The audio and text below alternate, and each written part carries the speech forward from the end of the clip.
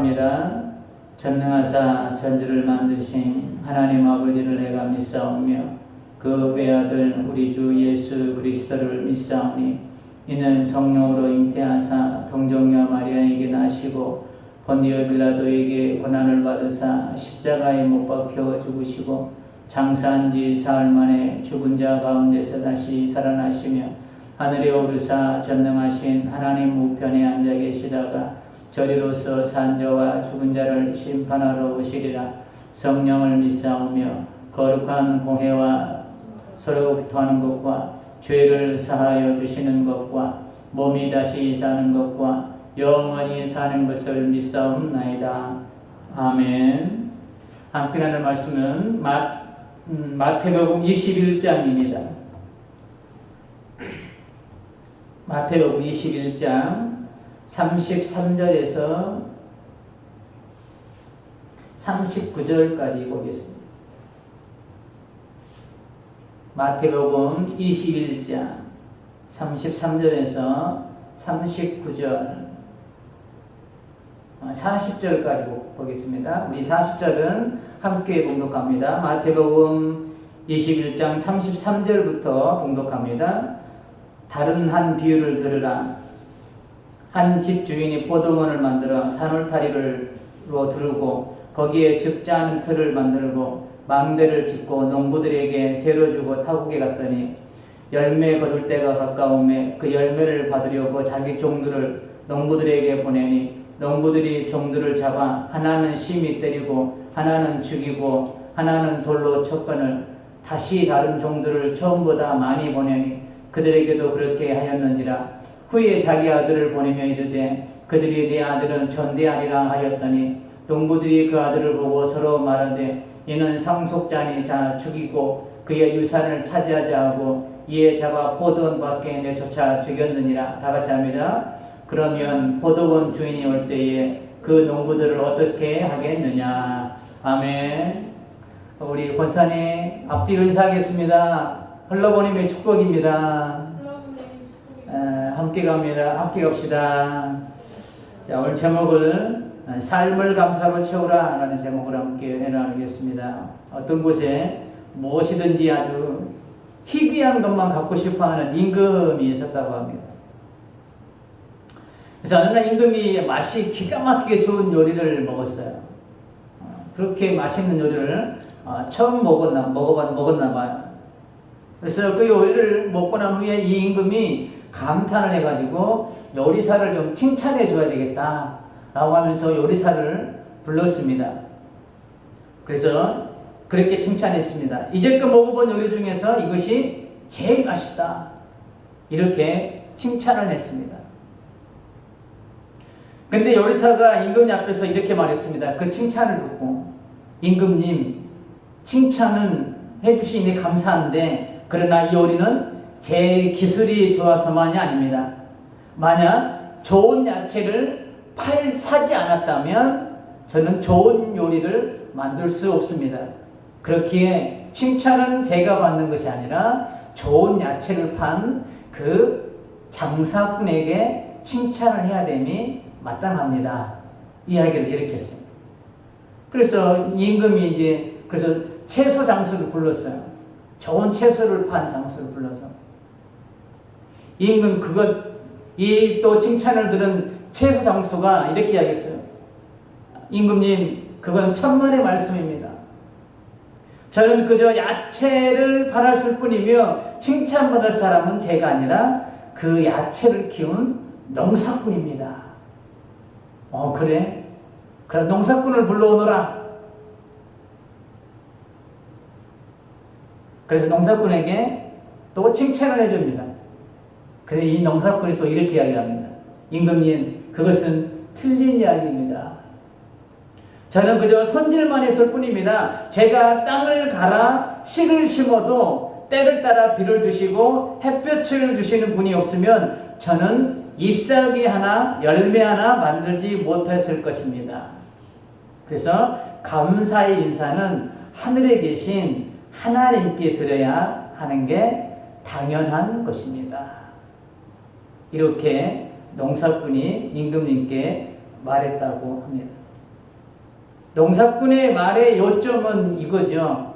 하나님의 도우심이 없으면 아무것도 수확할 수 없다는 거예요.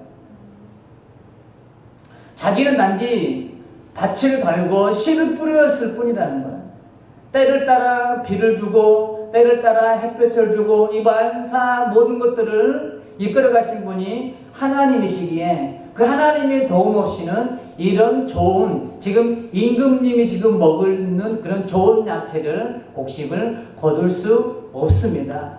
그래서 감사는 하나님께 해야 됩니다. 이 내용인 거예요. 비록 예화지만 농사꾼이 했던 말처럼 모든 것이 주님의 은혜입니다.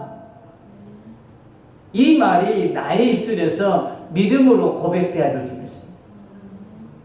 내가 걸어온 것도, 내가 지금 삶을 살아가는 것도, 내가 지금 뭔가 할 수 있는 것도 다 모든 게 주님의 은혜입니다. 내 삶에서 내가 그 은혜를 볼 때 나의 삶의 순간순간 밀려오는 여러 가지 어려움들은 있지만 내 삶에서 그 은혜를 볼 때 우리는 감사를 잊지 않을 것입니다. 나의 삶을 감사로 채우기 위해서는 없는 것에 집중해서는 안 돼요. 우리가 내게 없는 것에만 집중하면 우리 가운데, 내 입술 가운데에 주님의 은혜가 먼저 나오는 것이 아니라 불평이 먼저 나오죠. 나는 왜 이것이 없을까? 나는 왜 이렇지 못할까? 나는 다른 사람들처럼 왜 이렇게 하지 못할까? 라는 이런 불평이 먼저 나오게 되죠. 없는 것에 집중하게 됩니다. 그래서 우리는 없는 것에 집중하는 것이 아니라 비록 작지만, 비록 부족하지만 있는 것에 집중하면 우리는 감사로 나의 삶을 채울 수 있는 거예요. 이런 측면에서 서두에 말씀드렸듯이 삶을 감사로 채우라는 제목으로 함께 은혜를 나눌 텐데요. 어떻게 하면 우리의 삶을 감사로 채울 수 있을까? 오늘 본문을 통해서 우리가 잠시 살펴보도록 하겠습니다. 오늘 우리가 낭독했던 본문은 예수님께서 포도원 농부의 비유를 들어서 이 당시에 예수님을 배척했던, 예수님을 인정하지 않았던 대제사장들과 바리새인들을 책망하는 말씀이에요. 그런데 이 말씀 안에 하나님의 끝없는 사랑이 담겨져 있어요. 비록 예수님을 인정하지 않는 이 대제사장들과 바리새인들을 책망하는, 비유를 들어서 책망하는 말이지만 이 안에 하나님의 놀라운 사랑이 담겨져 있어요. 그리고 감사의 조건들이 숨겨져 있는 것을 볼 수 있습니다. 자, 우리가 첫 번째로 우리가 본문을 통해서 우리가 찾아봐야 되는 감사의 조건은 뭐냐면 나에게 하나님의 일꾼으로 선택해 주시는 것을 우리는 감사해야 되는 거예요.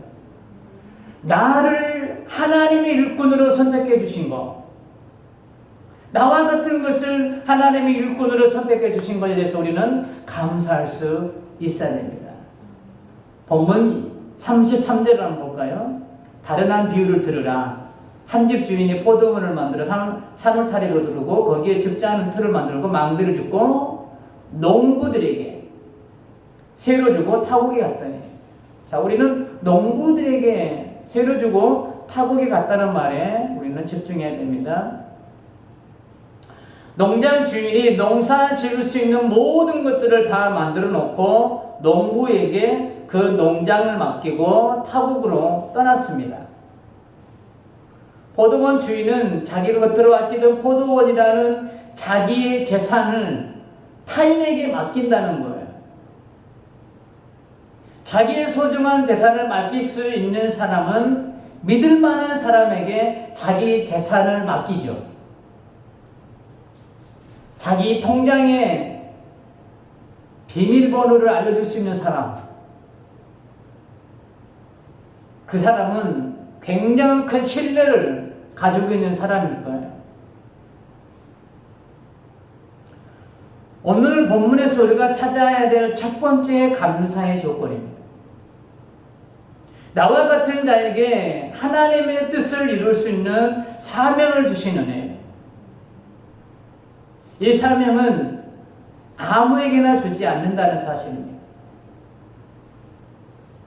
이 세상에 많고 많은 사람 중에 저와 여러분에게 그리고 우리 교회에 귀한 하나님의 뜻을 이루어갈 하나님의 일꾼으로 선택하셨다는 것은 그 무엇으로도 표현할 수 없는 큰 은혜라고 고백할 수 있습니다.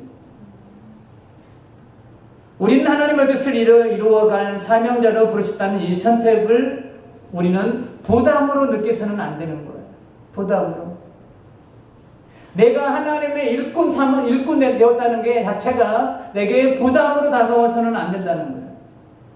부담이 아니라 우리는 감사로 받아야 할 줄 믿습니다.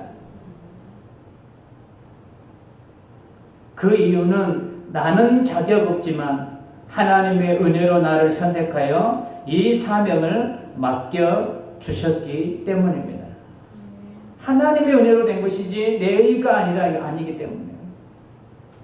첫 번째 우리가 내 삶을 감사로 채울 수 있는 첫 번째 방법은 뭐냐면 하나님 나를 일꾼 삼아주심에 감사할 때, 이 은혜가 우리의 삶에서 보여질 때 우리의 삶에 우리는 감사를 채울 수 있습니다. 두 번째로는 하나님의 이 선택에는 조건이 따르지 않는다는 것을 우리는 감사해야 됩니다. 하나님이 나를 부르실 때에 나의 조건을 보고 나를 부르시지 않았다는 거예요.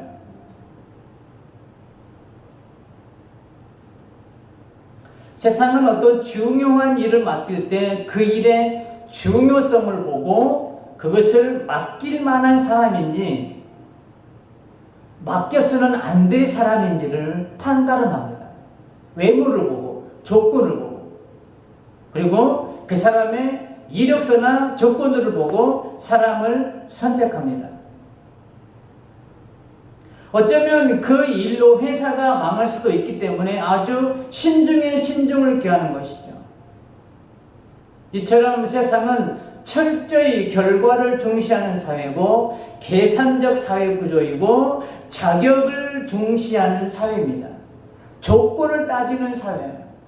이게 세상의 논리고 세상의 이치입니다. 그러나 하나님은 이런 조건과 자격을 보고 선택하지 않으신다는 사실이에요.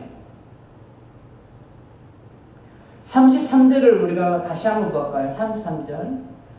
다른 한 비유를 들으라. 한 집 주인이 포도원을 만들어 산울타리를 두르고 거기에 즙자는 틀을 만들고 망들을 짓고 농부들에게 세를 주고 타국에 갔더니 33절을 보면 포도원 주인이 그 포도원을 맡길 때 농부들을 선택했을 때 조건을 달지 않습니다. 조건을 따라서 농부들을 선택하지 않았습니다. 그와 마찬가지로 나는 공로 없지만 하나님의 무조건적인 선택을 통해서 내가 하나님의 귀한 포도원을 맡을 농부로 선택되었다는 사실입니다. 이 은혜 역시 큰 은혜이고 우리가 감사해야 되는 조건 중에 하나이고 무조건적 선택. 조건을 보고 하나님께서 포도원을 맡기만 한 사람을 선택했다면 우리는 그 조건에 맞지 않을 수 있어요. 내가 선택받지 않을 수도 있다는 것이죠. 그러나 하나님의 선택은 조건을 따지지 않습니다. 나이를 따지지 않습니다. 그렇기 때문에 저와 권사님에게도 희망이 있는 거예요. 소망이 있는 거예요. 그리고 이 사명이 얼마나 소중한 것임을 33절을 통해서 우리는 알 수 있습니다. 33절에 보면 포도원을 만들어 라는 말씀 안에서 이 포도원이 주인에게 얼마나 소중한 것을 알 수 있습니다. 자, 포도원을 만들어. 포도원을 만들어라는 그 의미를 조금 풀어보면 이런 의미가 있을 거예요. 한번 상상해 보세요. 포도나무를 심기까지 이 포도원 주인이 얼마나 수고하고 애를 썼을까요? 옛날에 그 화전민들 있잖아요. 화전민들. 화전민들 생각하시면 될 것 같아요. 처음 그 땅은 포도 농사를 지을 수 없는 땅이었을 것으로 짐작할 수 있습니다. 그런데 쓸모없는 땅에 포도 농사를 하기 위해 농부는 잡초를 제거하고 땅에 널려있는 돌들을 제거하는 수고를 아끼지 않았을 것입니다. 그리고 땅을 기름지게 하기 위해 온갖 거름을 퍼나르면서 드디어 농사를 지을 수 있는 땅으로 만들어 포도원을 만들었습니다. 이 포도원을 만들어라는 단어 속에 이 포도원 주인이 얼마나 수고했는지를 우리는 짐작할 수 있어요. 그의 땀이 고스란히 담긴 결정체입니다. 포도원 주인의 인생이 담긴 곳이 바로 이 포도원입니다. 어떻게 보면 자기의 청춘을 이 포도원 하나 가꾸는데 다 썼을 수도 있어요. 이런 수고를 아끼지 않고 포도원을 만들었으니 포도원 주인에게 이 포도원은 얼마나 소중했을까요? 정말 소중했을 거예요. 동일합니다. 하늘의 뜻은 이것으로는 비교가 안 돼요. 하늘의 뜻은 이 가치를 그 무슨 말로 표현할 수 없는 아주 소중하고 또 소중하고 중요한 게 하나님의 뜻이라는 것이죠. 하나님께서는 이 땅에서 이룰 이 사명이 아주 소중한 거예요. 하나님이 어떻게 보면 전부일 수도 있는 거예요. 하나님께서 우리에게 주신 이 사명. 이런 중요하고 소중한 하늘 꿈을 이룰 소중한 일들을 맡겨주셨습니다. 그것도 아무 자격 없는 나에게. 권사님 연세 드셨다고 이제 내가 무슨 일을 할까? 나에게 하나님이 뭔 뜻을 이룰까? 그런 걱정 안 하시기 바랍니다. 하지 마시기 바랍니다. 하나님께는 능치 못할 일이 없는 거예요. 이런 소중하고 중요한 일을 맡은 여러분이 하나님께 역시 소중한 존재이고 중요한 존재라는 사실을 믿으시기를 바랍니다. 왜냐하면 저와 우리 권사님은 하나님의 아주 소중한 뜻을 이루어갈 수 있는 소중한 사명자이기 때문에 하나님이 그만큼 소중히 여기신다는 거예요. 그리고 33절에서 우리가 또 깨달아야 될 은혜가 또 있습니다. 한번 다시 볼까요? 다른 한 비유를 들으나 한 집 주인이 포도원을 만들어 산울타리로 두르고 거기에 줍자는 틀을 만들고 망대를 짓고 농부들에게 새로 주고 타국에 갔더니, 자 33절을 많이 보는데요. 33절을 보면 정말 이 포도원이 완벽한 포도원이에요. 조건을 보면 완벽한 포도원이에요. 포도원 주인이 포도 농사를 지을 수 있게 모든 것을 다 만들어 놓았습니다. 산울타리를 그 포도원을 보호할 수 있는 울타리를 만들었습니다. 그리고 때가 되어 집을 짤 수 있는 틀까지 만들었습니다. 그리고 포도원을 지킬 수 있는 그 한가운데 망대까지 만들어 놨어요. 정말 포도원으로서는 완벽한 포도원이에요. 이렇게 완벽한 포도원을 농부들에게 거저 맡겨주신 거예요. 거저 맡은 농부들은 포도원을 믿고 맡겨준 주인을 위해서 최선을 다해 농사를 지어야 되는 의무가 농부들에게 있는 거예요. 그리고 농부들은 또 세를 바쳐야 하는 의무가 있습니다. 마태복음 25장 15절에서 18절에 보면 이런 말씀이 있습니다. 달란트 비유가 나옵니다. 달란트 비유. 각각 그 재능대로 한 사람에게는 금 5달란트를, 한 사람에게는 2달란트를, 한 사람에게는 1달란트를 주고 떠났더니 5달란트 받은 자는 바로 가서 그것으로 장사하여 또 5달란트를 남기고 2달란트 받은 자도 그같이 하여 또 2달란트를 남겼으되 1달란트 받은 자는 가서 땅을 파고 그 주인의 돈을 감춰 두었더니. 우리가 알고 있는 달란트 비유입니다. 이 달란트 비유에서도 우리가 알 수 있듯이 이 농부들은 포도원 주인의 은혜가 아니면 농사 지을 땅도 없어서 생계가 어려웠을 것입니다. 이 당시의 문화를 보면 우리나라도 지금 그런 분들이 있어요. 제가 어렸을 때도 가난하신 분들은 어떤 농사를 졌냐면 소장민이었습니다. 소장민. 권사님, 소장민이 뭔지 아시죠? 남의 땅을 빌려서 농사를 짓고 몇 가마니를 집주인에게, 그 땅주인에게 주는 거예요. 저희도 그렇게 살았어요. 저희 집도. 지금 이스라엘 백성들의 지금 이 당시에도 그런 사람들이 많았어요. 가난한 사람들이 많아가지고. 남의 땅을 빌려가지고 소작을 하는 그런 사람들이 많았습니다. 그렇게 이 농부들은 이 정말 완벽한 포도원을 거저받았어요. 이거 아니면 이 농부들은 먹고 살 길이 없는 거예요. 그런데 포도원 주인의 은혜로 먹고 살 길이 열렸습니다. 이 은혜를 생각하면 감사하지 않을 수 없겠죠. 이 포도원 아니면 굶어 죽게 생겼는데 이 포도원 주인이 그냥 아무 조건 없이 선택해서 너희가 이거 경작해서 농사 잘 지어서 너희 먹고 일부만 나를 줘라. 이렇게 했으니 얼마나 감사해요.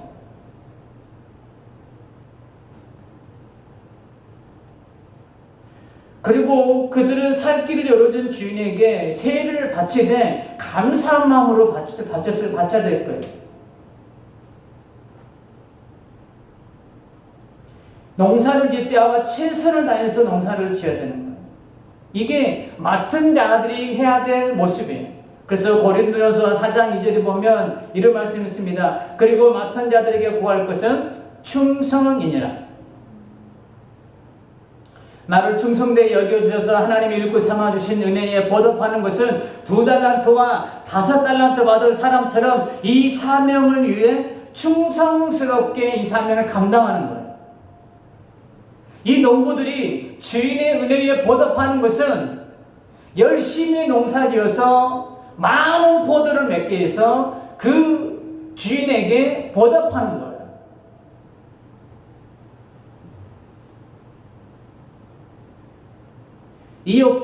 우리 역시도 하나님 일꾼으로 부름받은 우리도 포도원 주인에게 세를 바쳐야 하는 의무가 있는 것처럼 나의 유익만을 구하는 삶이 아니라 하나님의 영광을 위한 삶을 살아야 한다는 것이죠.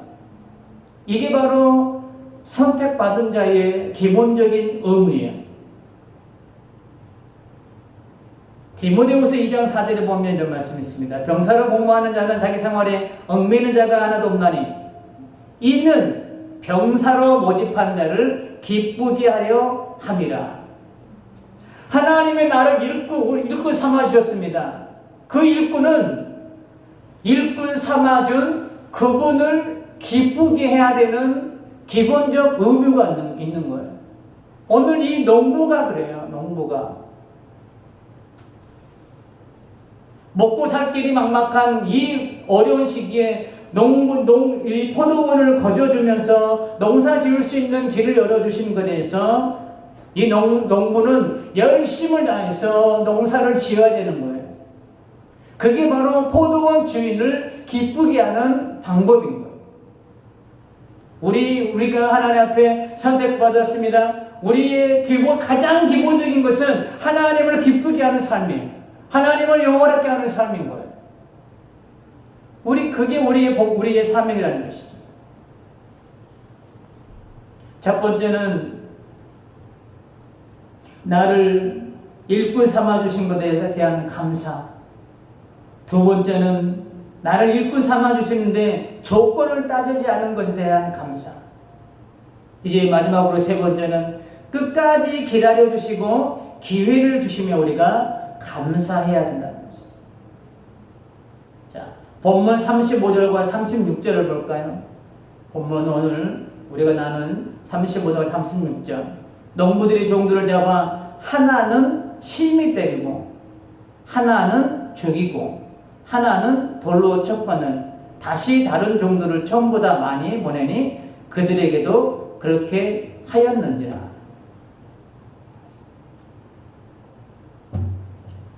자, 기회가 35절에서 36절까지 몇 번 있었나요?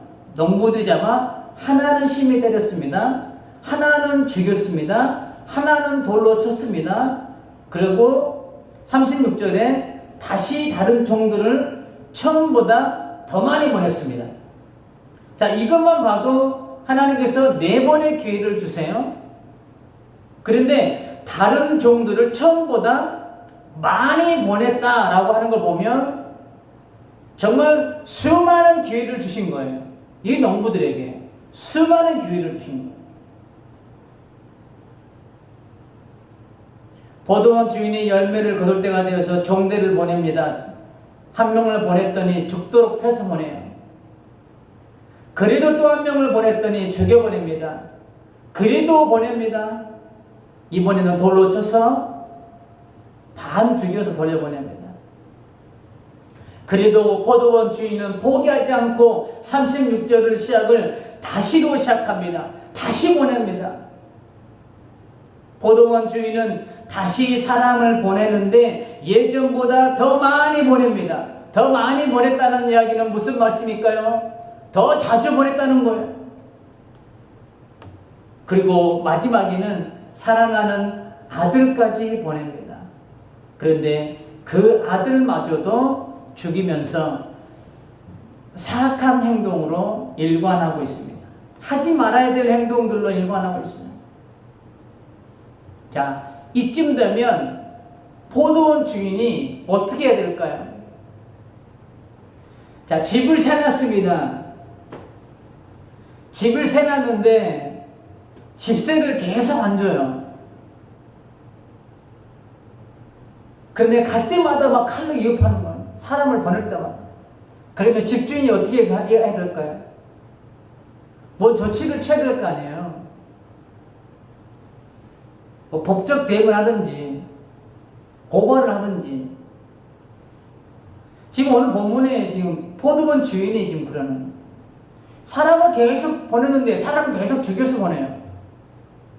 돌로 쳐가지고 반 시체를 만들어가지고 보내요.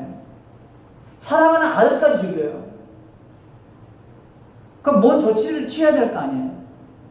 그런데 포도원 주인은 깨닫기를 소망하며 끝까지 기다려줍니다. 끝까지 기회를 제공해줘요. 이 은혜가 저와 여러분을 향한 하나님의 은혜와 사랑임을 믿으시기를 바랍니다. 기다려주시고 참아주시고 기회를 주시고 회개하고 돌아오기를 기다리고 계시는 주님의 사랑.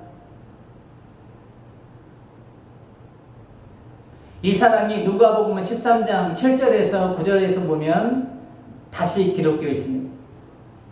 포도원 지기에게 이르되 내가 3년을 와서 이 무화과 나무에서 열매를 구하되 얻지 못하니 찍어버리라. 어찌 땅만 버리게 하겠느냐. 그렇죠. 3년 동안 열매를 기다렸는데 열매 맺지 않는 무화과 나무는 이렇게 찍어버려야죠. 그런데 중요한 아주 은혜가 있습니다. 대답하여 이르되 주인이여 금년에도 그대로 두소서. 내가 두릅하고 걸음을 줄이니 이후에 마늘 열매가 열면 좋거니와 그렇지 않으면 찍어버리소서 하였다 하시니라. 이게 은혜가 되는 거예요. 나를 믿고 나에게 맡겨주신 사명을 때로는 나의 삶의 바쁨 때문에 나의 유익을 먼저 생각하고 여러 가지 이유들로 사명을 뒤로할 때가 있습니다. 그러면서 내 삶에 열매가 없을 때가 있습니다. 그러나 오늘 본문의 말씀과 누가복음의 말씀처럼 주님은 기다려 주십니다. 열매가 열릴 때까지 참아 주십니다. 참아 주시되 오래 참아 주십니다. 그리고 나의 묵은 심령을 옥토같이 되게 하기 위해 성령님의 능력으로 두루 파헤쳐 주십니다. 이 말씀의 쟁기로 나의 묵은 심령들을 기경해 주십니다. 은혜의 걸음을 공급해 주시면서 나의 삶에서 아름다운 하늘의 열매를 맺을 수 있게 만들어 주십니다. 이 열매가 맺힐 수 있을 때까지 주님은 그때까지 기다려 주십니다. 이것이 은혜요 감사인 거예요. 우리는 이 은혜를 잊어서는 안 됩니다. 우리의 삶 가운데에 이 은혜를 생각하며 우리는 감사해야 될 줄 믿습니다. 이 은혜를 생각한다면 우리 삶을 감사로 채울 수 있는 거예요.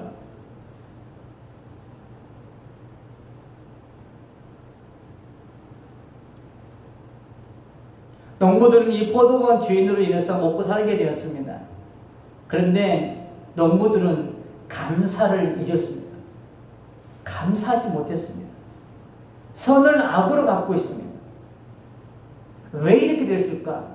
이들이 왜 감사를 잊고 오히려 이 포도원 주인이 베풀어 주신 이 선을 아들을 죽이는 것까지 그렇게 악으로 갖고 있을까?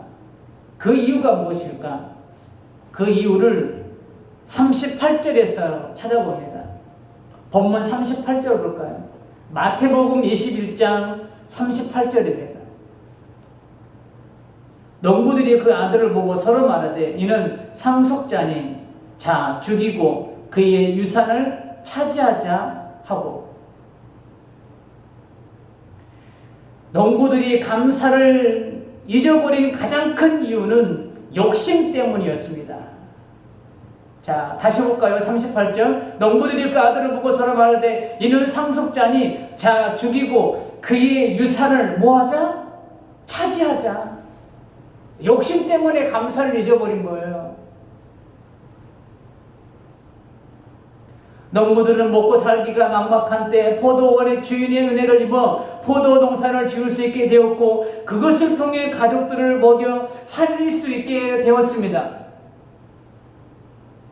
그런데 그들은 그것으로 만족하지 못했습니다. 더 갖고 싶어하는 욕심이 생겨났습니다. 그런데 그 욕심은 단순히 욕심으로만 그치지 않았습니다. 이 욕심의 힘은 포도원 주인까지, 주인의 아들까지 죽이게 되는 엄청난 살인으로까지 이어지게 되었어요. 그래서 우리는 이 생각 속에 머물러 있는 욕심이라는 이 작은 이 욕망을 우리는 감히 다스릴 수 있어야 된다는 것이죠. 단순히 내가 저것을 갖고 싶다라는 욕심, 우리는 그것을 작은 것을 소홀히 여겨서는 안 되는 거예요. 왜 소홀히 여겨서는 안 되는지를 야고보서 1장 15절에서 말씀하고 있습니다. 욕심이 잉태하는 즉 죄를 낳고 죄가 장성한 즉 사망을 낳느니라. 사망을 낳는 출발점이 욕심이라는 거예요. 그래서 우리는 욕심을 내서는 안 되는 거예요. 선한 것에는 욕심을 내되 악한 것에는 욕심을 내서는 안 된다는 것이죠.